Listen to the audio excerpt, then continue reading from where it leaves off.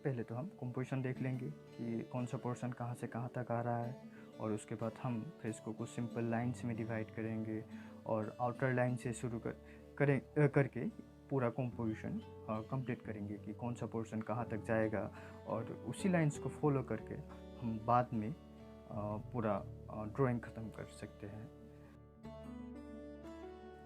उसके बाद हम फेस का जो इनर पोर्शन है, जैसे कि नोज़, आइज़ और जो आई ग्लास है, कहाँ से कहाँ तक आ रहा है, जो लाइंस वगैरह है, जैसे कि आई ग्लास का जो लाइंस वगैरह है, वो हमें पहले क्या करना होगा कि लाइन का जो फ्लो है उसको कैप्चर करना पड़ेगा, कि देखना पड़ेगा कि लाइंस कहाँ से कहाँ तक आ रहा है और किस डायरेक्शन पे आ रहा है। तो वो बार बार हमें जो पिक्चर है, रेफरेंस पिक्चर में देख के हमें अप्लाई करना पड़ेगा, क्योंकि अगर लाइंस ऊपर नीचे हो गया तो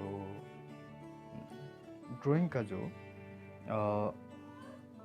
एनाटॉमी है वो ख़राब हो जाएगा। पहले तो हम रफ लाइन से ही पूरा शुरू करेंगे, जैसे कि सिंपल लाइंस से। और जो लाइंस है जो हम पहले फर्स्ट टाइम यूज़ करेंगे तो वो थोड़ा लाइट होने से अच्छा होता है, क्योंकि अगर लाइट टोन वगैरह है तो शेडिंग के टाइम पे तो ये अगर हार्ड लाइन है तो वो जो हार्ड लाइन यानी शेडिंग के वक्त डिस्टर्ब कर सकता है, क्योंकि वो लाइन्स दिख सकता है। तो इसलिए हमें लाइट लाइन से ही शुरू करना ज़्यादा अच्छा होता है। क्या होता है कि लाइन्स वगैरह बहुत ज़्यादा हो जाता है, और ज़्यादा हाईलाइट एरिया में अगर आपका जो फेस पहले जो सिंपल लाइन्स था ड्राइंग करने के लिए जो बेस लाइन था, अगर वो रह जाता है तो थोड़ा इरेज कर देना चाहिए।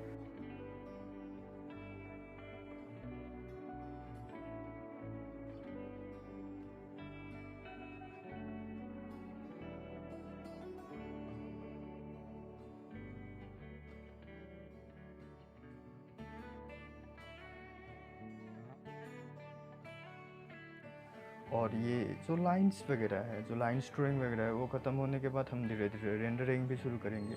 और सबसे पहले हम डार्क पोर्शन से थोड़ा शुरू करेंगे फेस का।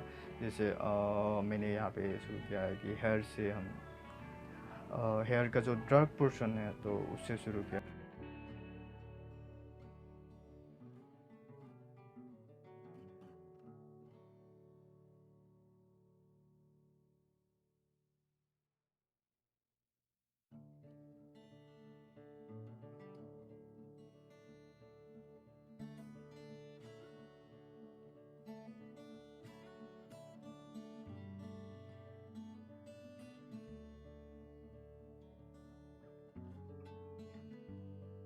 हेयर के बाद जो हेयर का नीचे वाला हिस्सा है कि डार्क पोर्शन में है, तो हम उससे शुरू करेंगे।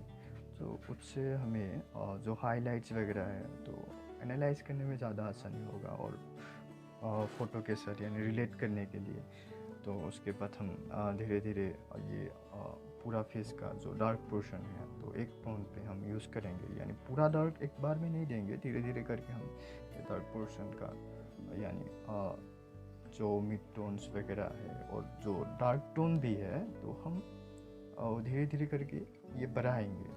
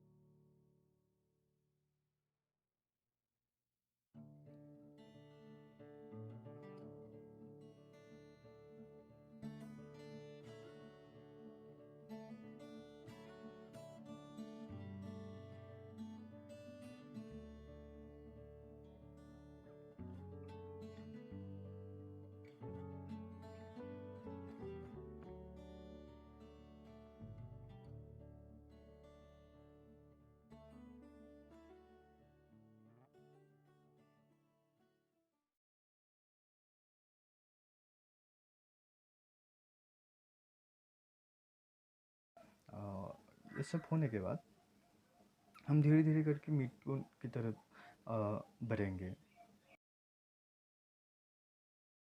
वैसे ऐसा कुछ रूल्स नहीं है कि डार्क टोन के बाद ही मिड टोन देना होता है या हाइलाइट्स देना होता है। तो आपका जहाँ से मर्ज़ी यानी वहीं से शुरू कर सकते हैं। फ्री हैंड ड्राइंग में क्या होता है कि बहुत गलती की गुंजाइश भी होती है, तो हमें इसलिए बहुत ध्यान से देखना होता है, बार बार फ़ोटो को देखना पड़ता है, पूरा एनालाइज करना पड़ता है कि लाइंस कहाँ से कहाँ आ रहा है, लाइंस का स्टार को पढ़ना होता है। और ये अ, ऐसे फ्री हैंड से प्रैक्टिस करने से और एक फ़ायदा है कि आपका जो ऑब्जर्वेशन स्किल है यानी किसी भी चीज़ को देखने का जो एनर्जी है, तो आपको बहुत ज़्यादा वो इंक्रीज़ करने में हेल्प करेगा कि किसी भी चीज़ को देखने में।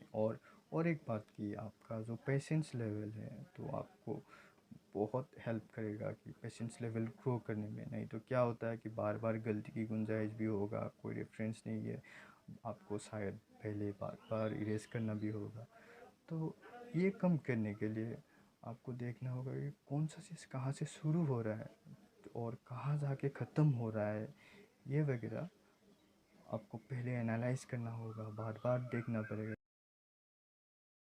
ये भी ध्यान रखना पड़ता है कि कोई भी चीज़ का रिफ्लेक्शन 100% नहीं होता है, बहुत कम चीज़ों का होता है। जैसे कि ग्लास हो गया, ग्लासी बॉडी का ही सिर्फ 100% रिफ्लेक्शन होता है। जैसे वाटर का भी होता है और ग्लास का 100% रिफ्लेक्शन होता है। जैसे कि क्योंकि हमारा फेस तो ग्लासी नहीं है, और तो इसलिए हम हाईलाइट में पूरा हमें ये वाइट पोर्शन हम छोड़ नहीं सकते हैं। तो इसलिए हमें थोड़ा करके भी हाईलाइट पोर्शन में भी कुछ हल्का सा लाइंस क्रिएट करना पड़ेगा कि वो रेंडर हो, यानी जैसे एक शेडिंग्स, एक लेयर्स देना पड़ेगा जो हमारा वैसे बेस लाइन होगा। फेस का पोर्शन कंप्लीट होने के बाद हम धीरे धीरे करके जैसे ग्रेजुअली तो नीचे का जो पोर्शन है, जैसे जो टी शर्ट पहना है तो टी शर्ट में आएंगे। तो टी शर्ट का जो लाइंस है, कहाँ से लाइंस का जो फ्लो है टी शर्ट का, वो देखेंगे कि ये लाइंस कहाँ यहाँ से यहाँ तक आ रहा है, कहाँ से कहाँ तक जा रहा है। ये देखने के बाद हमें बार बार ये भी देखना पड़ेगा कि शर्ट का कौन सा पोर्शन पे शेडो गिरा है। और शर्ट का भी सेम चीज़ है, जैसे मैंने पहले बताया कि कुछ भी चीज़ों का 100% रिफ्लेक्शन वैसे होता नहीं है। शर्ट का तो बिल्कुल नहीं होगा, क्योंकि ना वो ऑयली लेयर्स है ना कि ग्लसी लेयर्स है। तो ये शेडो का जो बेस लेयर है शर्ट का, सबसे पहले तो बेस लेयर देने के बाद जो शेडोज वगैरह है उसको फॉलो करने के बाद शर्ट में जो लाइंस है, शार्प लाइन है, तो वो अप्लाई करेंगे।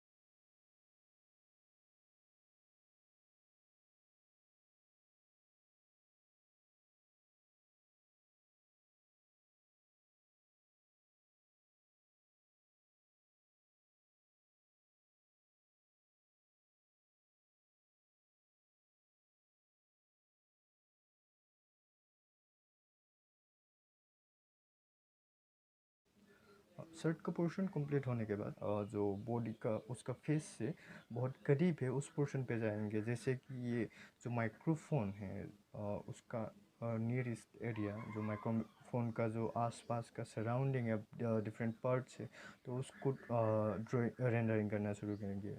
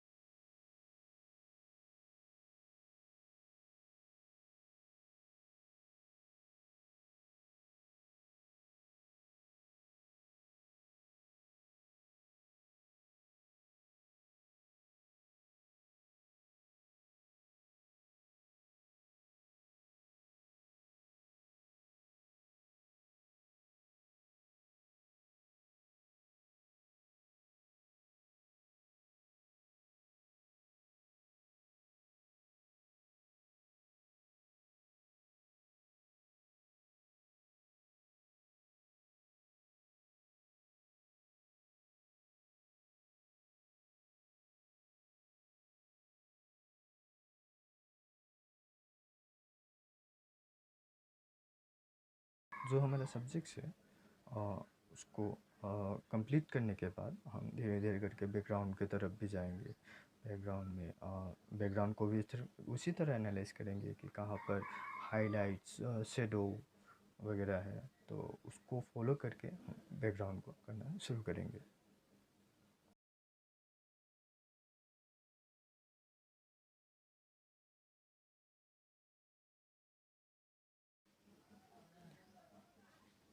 Thank you for watching. अगर आपको अच्छा लगा हो तो प्लीज़ सब्सक्राइब कर दीजिएगा।